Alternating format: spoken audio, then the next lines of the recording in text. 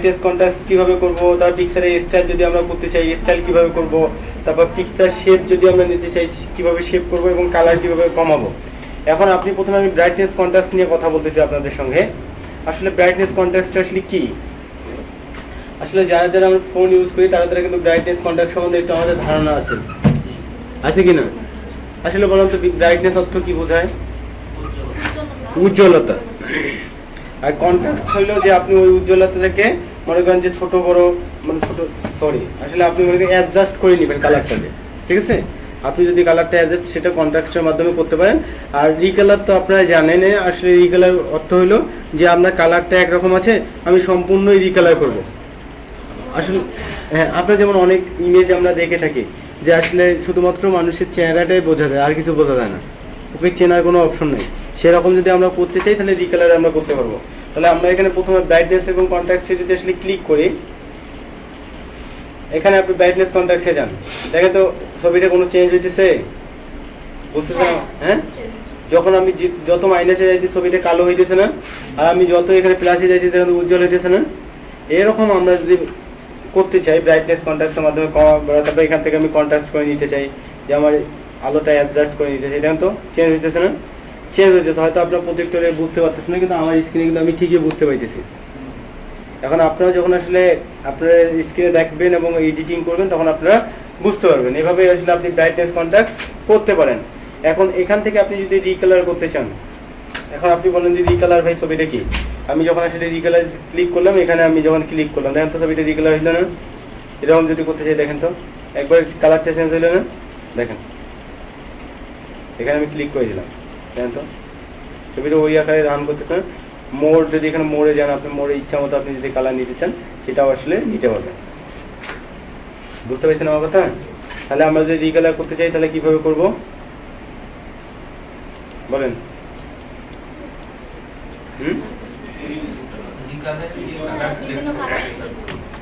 হ্যাঁ, আর এখান থেকে আপনার যদি ট্রান্সপারেন্সি মানে পিছনের যে কোনো ব্যাকগ্রাউন্ড থাকে এটা আপনি ট্রান্সফার করতে চান, এটা আপনি করতে পারেন। এখানে যদি আপনি ক্লিক করে আপনি যে দিক দিয়ে মনে করেন যে এটা চেঞ্জ করে দেখেন এদিকে যাইতেছে, বুঝতেছেন? এটা আপনি যেখানে সেখানে ক্লিক করে আপনি যদি না রাখতে চান কালারটা, তাহলে কালারটা থাকবে না, ঠিক ওখানে সাদা কালারটাই শো করবে। এটাই হলো রিকালারের কাজ। এখান থেকে আপনি আরেকটা অপশন দেখেন, এখানটা কম্পোজ পিকচার, এটা আপনাদের বেশি লাগবে না, এটা আপনি অ্যাপ্লাই যদি করেন অপশন থেকে তাহলে অপশন করতে পারেন, এটা আপনাদের এখন লাগবে না মানে প্রিন্টের সময়। এখন আপনি এখান থেকে যেটা করবেন, এখান থেকে চেঞ্জ পিকচারটা, এখান থেকে আপনি যদি যে পিকচারটা আসলে করছেন এই পিকচারটা যদি আপনি সরাসরি আসলে চেঞ্জ করতে চান তাহলে এই চেঞ্জে ক্লিক করলে আপনি পিকচারটা চেঞ্জ করতে পারবেন। হ্যাঁ, এখন এখানে আরেকটা দেখেন, এখানে হলো রিস্টার্ট পিকচার। রিস্টার্ট অর্থ আপনারা বোঝেন? পুনরায়। আসলে ফোন আমরা কিন্তু অনেক সময় রিস্টার্ট দিয়ে থাকি, রিস্টার্ট দেই না? রিস্টার্ট দিয়ে থাকি। আসলে আপনার যদি এখান থেকে যেমন আমাদের ল্যাপটপটা যদি হ্যাং করে তাহলে আমরা রিস্টার্ট দেই না পুনরায়। এখন ঠিক আমার যদি ছবিটা আসলে যেরকম ছিল আপনি যদি পুনরায় আগের অবস্থায় নিয়ে আসতে চাই তাহলে আসবে। আপনি এখানে ইমেজের উপর ডাবল ক্লিক করেন, করছেন সবাই? আচ্ছা আচ্ছা না, সবার আছে না? এখন আপনি এখানে রিস্টার্ট আছে না সবার? কেন আসে নাই?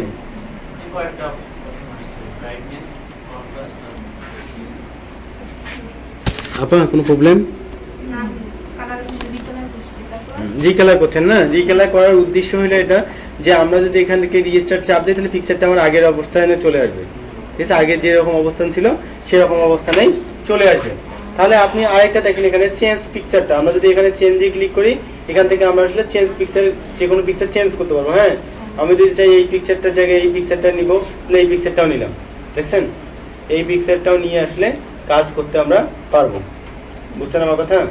তাহলে আমরা আসলে যে কোনো ইমেজ বা যে কোনো পিকচার নিয়ে এখানে কাজ করতে পারি, এটা হলো আমাদের কথা। এখন এখানে আসলে আরেকটা আগে দেখেন, তারপরে কথা বলি, আগে দেখেন। তারপরে এখানে দেখেন পিকচার স্টাইল। আপনার যখন আসলে পিকচার কোথায় দেখতেছেন আপনি বলেন তো? আমি কি কথা বললাম? লাস্ট কথা বললাম পিকচার সেন্স। পিকচার সেন্সের কথা তো তিন দিন আগে বলছি। পিকচার স্টাইল আবার আপনি এখন দেখেন, তারপরে কাজ করবেন। হ্যাঁ, আপনারা দেখেন তো আগে যে কোনো যদি সমস্যা হয় আমাকে বলবেন, যদি 3 দিন ক্লাস না লাগে এই পিকচারের উপর 3 দিন নিব, যে কোনো ক্লাস। আমি কিন্তু এরকম, আর যদি ক্লাস ভালো না লাগে আস্তে করে বাইরে যাবেন, আমার কোনো জোর নেই আপনাদের, ক্লাস করলে করতে পারেন, না করলে নেই। বুঝলেন না আমার কথা? খারাপ লাগলে বাইরে যাবেন যদি খারাপ। কিন্তু একটা কথা, এখানে আপনি যদি এখানে শিখতে যাচ্ছেন, যদি কোনো কিছু শিখতে না পারেন তাহলে কার ব্যর্থতা বলেন তো? হ্যাঁ, আমাকে কিন্তু খারাপ লাগবে, কারণ আপনারা যখন একটা স্টুডেন্ট, যেমন ওরা আসে নাই, ওরা কিন্তু আসবে যখন, তখন বলবো ভাই আমরা এলে কাছে কিছু জানি না, আমরা তো এলে বুঝিনি, এলে কি আর রিকভার করা সম্ভব বলেন? এমনিতে আপনাদের সময় কম, সামনের মাস থেকে রোজা, সামনের মাস থেকে রোজা না, রোজাতে কি আর এত বেশি ক্লাস নেওয়া যাবে? আমি তো ওনার সাথে কথা, সেদিন কথা হলো, উনি ক্লাসের টাইম বাড়িয়ে দিবে, নাহলে তো কভার করা যাবে না। ক্লাসের টাইম বাড়িয়ে দিবে, এই ক্লাসের টাইম বাড়িয়ে দিলে আপনাদের একটু বেশি বেশি করে আলোচনা করবো। আর আমি যদি এভাবে দেখাই যে ভাই এই যে ইনসার্ট থেকে এই যে পিকচারে যাবেন, একটা পিকচার নিলেন, পিকচারটা নেওয়ার পর ডাবল ক্লিক করলেন, এখান থেকে হলে ব্রাইটনেস কন্ট্রাস্ট কমাবার করতে রিকালার করতে পারেন, এখানে চেঞ্জ পিকচার, এখানে রিস্টার্ট পিকচার, আর এটা হলো স্টাইল, আপনি এখানে ক্লিক করলে স্টাইল চেঞ্জ হবে। এভাবে বললে তো ভাই 3 দিন লাগবে না কোর্স শেষ করতে, লাগবে এখন আপনি দেখেন, এখানে আপনারা যখন আসলে স্টাইলে যাবেন, আপনারা এখানে দেখেন স্টাইলটা হলো এমন একটা জিনিস, আপনি এখান থেকে পিকচারটা যদি আপনার যে কোনো স্টাইলে নিতে চান, আমরা অনেক সময় দেখি না পিকচারটা আমার এরকম এরকম দেখি না, আসলে পিকচারটা যখন আমরা এরকম করতে চাই, আপনি কীভাবে করি, আসলে আমরা মনে করি যে এটা কীভাবে জানি করছে, আমরা যদি পিকচারটা যেমন এরকম করে নিতে চাই, এরকম করলে দেন পিকচারটা এভাবে সমান অবস্থা হলো না, হলো কি না? আমরা যখন আসলে পিকচারটা এরকম সমান অবস্থায় করবো, তখন আমরা এরকমভাবে নিতে পারি, এটা হলো পিকচারের স্টাইল। এখন আপনি একটা জিনিস দেখেন, এটা হলো পিকচার শেপ, আমি যদি পিকচারটা সিলেক্ট করি কোনো শেপের মধ্যে আসলে ফেলাইতে চাই, যেমন মনে করেন যে আমি এই শেপটার মধ্যে যদি যে কোনো একটা পিকচার নিতে চাই, এই শেপটা এটার মধ্যে নেওয়া সম্ভব না। এখন যদি আমরা এখানে ক্লিক করি, তাহলে দেখেন তো চলে আসছে পিকচারটা। পিকচারটা বাঁকা দেখার কারণ কি জানেন? কারণ মনে করেন যে এখানে আমি পিকচারটা আসলে আগেই বাঁকা করে নিতাম, স্টাইলটাও দিয়ে দিছি, তাই ওই স্টাইলের উপরে এই হার্টটা ধরছে, তাহলে আপনি এভাবে করতে পারবেন না। এখন আমি এটাও যদি না করি যে আমি আরেকটা স্টাইল দিব, তখন আপনি এখানে যাওয়ার পর এখানে আপনি শেপেও যদি ক্লিক করেন তবুও করা যাবে। বুঝছেন না আমার কথা? এখন আপনি মনে করেন শেপটা এরকমভাবে নেবেন, ঠিক আপনি কোনটা নেবেন বলুন তো? ঠিক এইটা নিলেন, অথবা স্টার নিলেন, অথবা এটা নেন, যেটাই নেবেন সেটার ভিতরে পিকচারটা ওরকম কালার। বুঝছেন তাহলে পিকচারের শেপটা কিভাবে ধরতে হয়? হ্যাঁ হ্যাঁ, কাটা তো অবশ্যই পড়বে, আপনার তো এটা আসলে অটোভাবে আপনি মনে করেন যে এটা এইভাবেই নিতেছেন, আপনি যখন কাজ করবেন এটা পূর্ণ ছবিটা রাখা যাবে, তখন আপনাকে বর্ডার দিতে হবে, তাহলে বর্ডার থাকবে, সব পাশে বর্ডার থাকবে, আপনার ছবিটা থাকবে। সেটা কিরকম, আপনি এই যে এখান থেকে পিকচার বর্ডারটা যখন আসলে ক্লিক করলেন, এখানে দেখেন পিকচার বর্ডারটা আসলে কি, বর্ডার সম্বন্ধে আপনাদের কথা বলছি, আপনাদের কাছে আপনার সাথে বর্ডার সম্বন্ধে কথা বলেছে, পেজ বর্ডার সম্বন্ধে কথা বলছি না? এখানে বর্ডার বা কোথায় আছে পেজ, এই যে এটা মানে বর্ডার, হ্যাঁ এই বর্ডার সম্বন্ধে তো আমি আসলে কথা বলছি আপনাদের। আমরা ঠিক পিকচারেও বর্ডার দিতে পারি। এখন আমি পিকচার বর্ডারে যদি ক্লিক করি এখানে, তাহলে এখানে নো আউটলাইন অর্থাৎ সব পাশে যে বর্ডারটা আছে, এটা আপনি যদি মনে করেন যে নো আউটলাইন মানে কোনো আউটলাইন থাকবে না, তখন যদি আপনি রাখতে না চান সেটার জন্য, আর আপনি এটা যদি সব পাশে বর্ডার দিতে পারেন, মোট আউটলাইন কালার, আপনি যদি আউটলাইন কালারটা এরকম দিতে চান, তাহলে আউটলাইন কালার আসলো না, এখানে কালার আছে আউটলাইন, বুঝতেছেন? এখানে যদি আপনি এটা একটু চিকন আছে আর একটু মোটা করে দেন, তাহলে দেখেন তো আরো ভালো বোঝা যাচ্ছে না? তাহলে আমরা যদি একটা পিকচারের মধ্যে এভাবে বর্ডার দিতে চাই, বর্ডার দিতে পারবো, আমরা যদি শ্যাডো দিতে চাই শ্যাডো দিতে পারবো। তারপর এখান থেকে আরেকটা জিনিস দেখেন, এখানে আপনি এরকম স্টাইলে যদি নিতে চান এরকম, তাহলে এরকম স্টাইলে নিতে পারবে, দেখছেন? আপনি যেরকম করতে চান আসলে ইমেজটা, আপনি সেভাবেই আসলে কাজটা করতে পারবেন। এখানে তারপরে হলো পিকচার ইফেক্ট, আপনি যদি পিকচারের উপরে কোনো ইফেক্ট তৈরি করতে চান, যেমন এরকম একটা পিকচার এরকম নিলেন, মানে ইফেক্টটা আপনি এরকম নিতে চান, কিন্তু পিকচারটা আসলে এরকমই হবে, দেখছেন? এটা হলো নিচের দিকে আপনার একটা ইফেক্ট করবে। এখন আপনার যখন আসলে এটা প্রিন্ট হবে, যখন আপনি প্রিন্ট প্রিভিউতে যান, যখন আসলে প্রিন্ট হবে, তখন দেখেন আপনার পেজটা কিন্তু এরকম হবে, তখন এই উপর দিয়ে কিন্তু আপনার লেখা থাকবে, এটাই হলো কথা। এখন এখানে আপনি তাহলে ইফেক্টটা ফেলতে পারবেন না, ইফেক্টটাকে আপনি 3D নিতে পারেন, আপনি এরকম নিতে চান এরকম ইফেক্ট দেখেন, আপনি যেরকম ইফেক্ট নেবেন আপনি সেরকমই ইফেক্ট এখানে সেট করতে পারবেন। আর এখান থেকে হলো ইমেজের পজিশন, আপনি যদি ইমেজটা আসলে পজিশন নির্ধারণ করতে চান, যে আমার ইমেজটা আসলে কোথায় আছে, ইমেজটা আপনার এখানে আছে, এখানে আছে না? আপনি চাইতেছেন যে আমি ইমেজটাকে আসলে কি সেন্টার করব, কি করবো ভাই? সেন্টার অ্যালাইন আপনাদের দেখাইছি তো, অ্যালাইন দেখাইছি না? যে কোনো এলাকাকে সেন্টার করা, লেফট করা, রাইট করা। এই যে সেন্টার, এই যে এখানে এই যে এটা দেখাইছি না? এটার মতো যদি আমরা আসলে ইমেজটাকে করতে চাই, সেটা আসলে ইমেজটাকে আমরা করতে পারবো। তখন আসলে আমরা কিভাবে করব? ইমেজটাকে ডাবল ক্লিক করে আমরা যদি এখান থেকে পজিশনে ক্লিক করি, এখান থেকে সেন্টার করে দিই, তাহলে ইমেজটা আমার মিডলে আছে কিনা? আছে না? এখন যদি আমি এখান থেকে লেফটে নিতে চাই, লেফটে নিতে পারবো কিনা? আছে না? এভাবে তাহলে আমরা ইমেজের কাজটা, পজিশনটা নির্ধারণ করতে পারবো। এখানে তাহলে আমরা আসলে সেন্ড টু ব্যাক এবং ব্রিং টু ফ্রন্ট, এটা আপনাদের লাগবেই। আমি গতদিনে আপনাদের দেখাইছি না? পতাকা অঙ্কন করার সময় দেখাইছি না? ও সরি, আসলে আপনাদের হাতে দেখাইনি। আসলে কোন ক্লাসে এটা দেখে আমার নিজের মনে থাকে না, আপনাদের কি মনে থাকে? তাহলে আপনার এখানে একটা জিনিস লক্ষ্য করেন, আপনি যখন আসলে দুইটাই ইমেজ নিলেন, একটা ইমেজ, এটা আসলে ব্যাকগ্রাউন্ডটা নাই,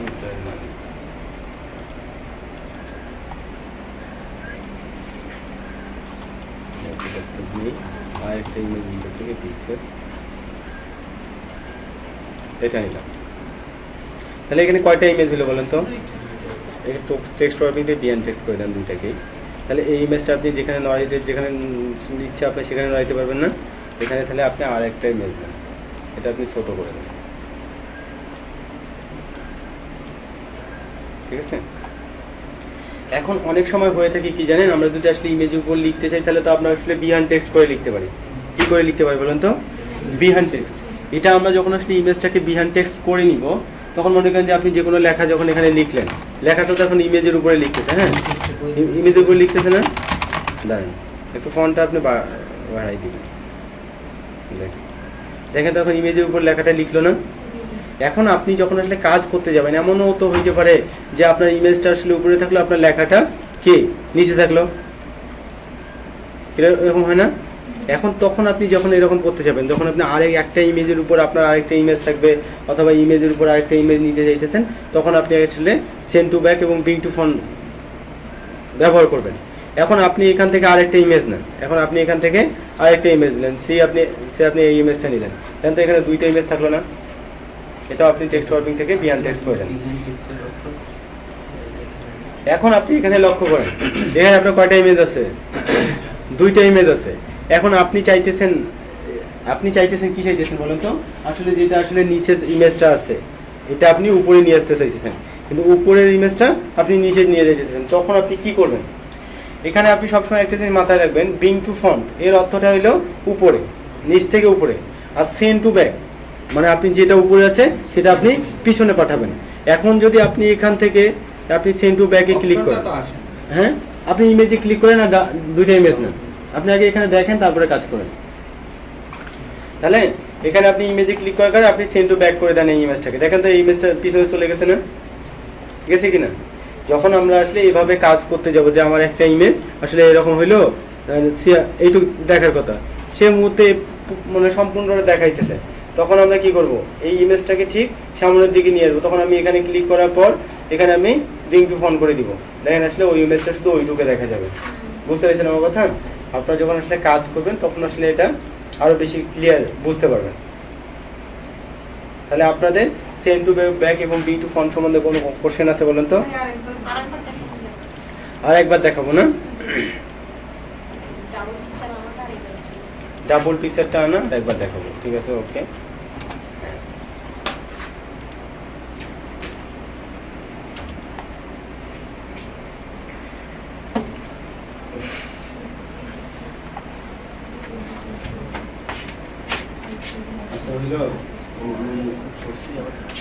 আপনি এখানে দেখেন এখানে আপনার যখন একটা পিকচার নিয়ে আসলেন, হ্যাঁ এখানে একটা পিকচার নিলেন, এটা একটা পিকচার আসলো না? এখন আপনি চাইতেছেন ভাই আমি আর একটা পিকচার নিব, অথবা এটা টেক্সট ওয়ার্কিং থেকে বিয়ান টেক্সট করে দেন, ঠিক আছে না? এখানে যখন আপনি করে দিলেন এরকম, এখানে আপনারা আরেকটা পিকচার নেন, তাহলে এটা নিশ্চয় উপরে বা নিচে আসবে। এই ইমেজটা নিলেন, দেখেন তো এখানে দুইটা ইমেজ আসলো না? কোনটা উপরে আছে কোনটা নিচে আছে বলেন তো?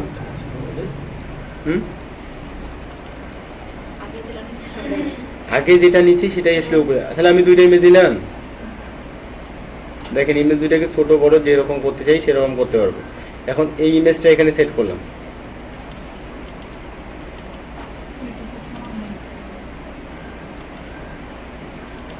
এখন আপনি বলেন তো আমার এখানে কোনো ইমেজ আছে? হ্যাঁ, ইমেজটা আছে কিন্তু এর পিছনে আছে বিধে আমি দেখতে পাচ্ছি না। কাজটা আসলে এরকমই হয়, যখন আসলে আমরা অনেকগুলো ইমেজ নিয়ে কাজ করবো, 10 থেকে 12টা ইমেজ নিয়ে কাজ করব, তখন আসলে আমরা এই কাজটা মানে এই ভোগান্তিতে ভুগবো। তখন আপনার মনে করেন যে ওই ইমেজটাকে যখন সামনে নিয়ে আসবেন, তখন আপনি এই ইমেজটাকে সিলেক্ট করবেন, হ্যাঁ, ডাবল ক্লিক করলেন, মানে এটাকে আপনি সেন্ড টু ব্যাক করে দিবেন। দেখেন আসলে ওই ইমেজটা সামনে চলে আসবে আর এটাই পিছনে চলে গেল। এতটুকু বুঝছেন? এখনো ক্লিয়ার না? ক্লিয়ার আপু?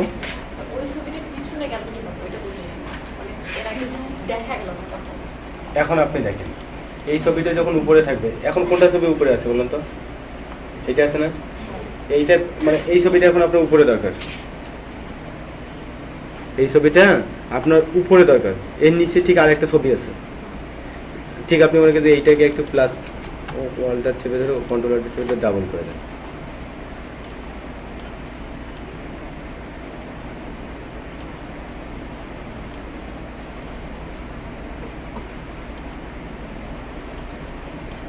হ্যাঁ, এখন আপনার এই ছবিটা আপনার শুরুতেই উপরে আছে, এরকম আছে, এরকম আছে না?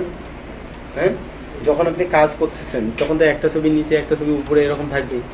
এখন আপনি চাইতেছেন ভাই আমি তো এই ছবিটা আসলে উপরে নিয়ে আসতে চাই, আমার তো দুইটা ওইটা ডিজাইন করা দরকার এর উপরে, তখন আপনি এখানে ডাবল ক্লিক করে এখান থেকে সেন্ড টু ব্যাক করে দিবেন।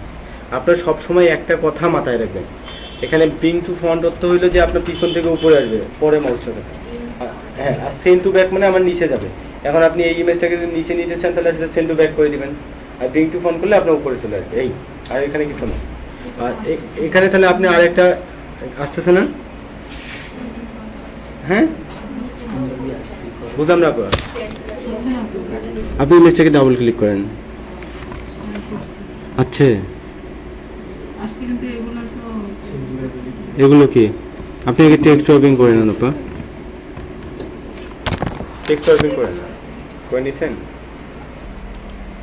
এখন আমরা কি নিয়ে কথা বলবো বলেন তো? শেপ নিয়ে আসলে কথা বলবো। শেপটা আসলে কি? শেপ কি? হ্যাঁ বলেন, যে কোনো একজন বলেন শেপটা আসলে কি? বিভিন্ন আকৃতি বা বিভিন্ন ধরনের যদি আমরা কোনো কিছু অঙ্কন করতে চাই সেটাই কিন্তু আসলে শেপ, বুঝছেন না? যেমন